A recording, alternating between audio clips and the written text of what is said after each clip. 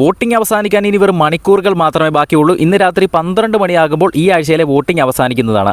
ആരാണ് പുറത്താകുന്നത് എന്ന് പറയുന്ന ഫൈനൽ വോട്ട് റിസൾട്ട് നമ്മുടെ ചാനൽ അപ്ലോഡ് ചെയ്യുന്നതായിരിക്കും. അത് കാണുന്നതിനായിട്ട് ചാനൽ ഒന്ന് സബ്സ്ക്രൈബ് ചെയ്യുക. മത്സരാർത്ഥികൾക്ക് വ്യാഴാഴ്ച വൈകുന്നേരം 6 മണി വരെ ലഭിച്ച വോട്ടിൻ്റെ റിസൾട്ടാണ് ഈ ഒരു വീഡിയോയിലൂടെ പുറത്തുവിടുന്നത്. 6 മണി വരെയുള്ള റിസൾട്ട് നോക്കുമ്പോൾ ഒന്നാം സ്ഥാനത്ത് നിലകൊള്ളുന്നത് നൂറയാണ്. 1,19,820 വോട്ടുകളാണ് നൂറയ്ക്ക് നേടാൻ കഴിഞ്ഞത്. രണ്ടാം സ്ഥാനത്തുള്ളത് ഷാനവാസാണ്. 1,18,783 വോട്ടുകൾ ഷാനവാസിന് നേടാൻ കഴിഞ്ഞു.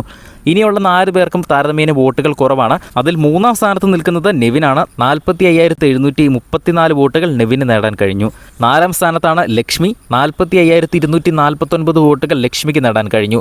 5ാം സ്ഥാനത്തേക്ക് കയറി വന്നിട്ടുണ്ട് അക്ബർ. ഏറ്റവും പിറകിലായിരുന്ന അക്ബർ ഇപ്പോൾ 5ാം സ്ഥാനത്താണ് നിൽക്കുന്നത്. 45,120 വോട്ടുകൾ അക്ബർ നേടി. അവസാന നിമിഷം ഏറ്റവും പിറകിലേക്ക് പോയിരിക്കുകയാണ് ആര്യൻ. 44,565 വോട്ടുകൾ നേടിക്കൊണ്ട് ഏറ്റവും പിറകിലേക്ക് പിന്തള്ളപ്പെട്ടു പോയിരിക്കുകയാണ് അവസാന നിമിഷത്തിൽ ആര്യൻ. ഇനിയും വോട്ടിംഗ് അവസാനിക്കാൻ മണിക്കൂറുകൾ ബാക്കിയുണ്ട്. സ്ഥാനമാനങ്ങൾ മാറുന്നതായിരിക്കും. എന്തായാലും വോട്ടിംഗ് അവസാനിച്ച് കഴിയുമ്പോൾ കൃത്യമായി ഫൈനൽ വോട്ട് റിസൾട്ട് പോസ്റ്റ് ചെയ്യുന്നതായിരിക്കും. അത് കാണുന്നതിനായിട്ട് ചാനൽ ഒന്ന് സബ്സ്ക്രൈബ് ചെയ്യുക. ലൈവിൽ ഇന്നത്തെ ടാസ്കിൻ്റെ 3ാം റൗണ്ട് ഉടനെ തന്നെ ആരംഭിക്കുന്നതായിരിക്കും. അതിനായിട്ട് എല്ലാവരും തന്നെ ഗാർഡൻ ഏരിയയിൽ പിടിച്ചിരുത്തിയിട്ടുണ്ട്. അനുമോള് പതിവ് പോലെ തന്നെ ഒറ്റപ്പെടലായിട്ട് ഒരു മൂലയ്ക്കിരിക്കുന്നു. ബാക്കി എല്ലാവരും 1, 2, 3 ഗ്രൂപ്പുകളായിട്ട് ഓരോരോ മൂലയ്ക്കിരിക്കുകയാണ്.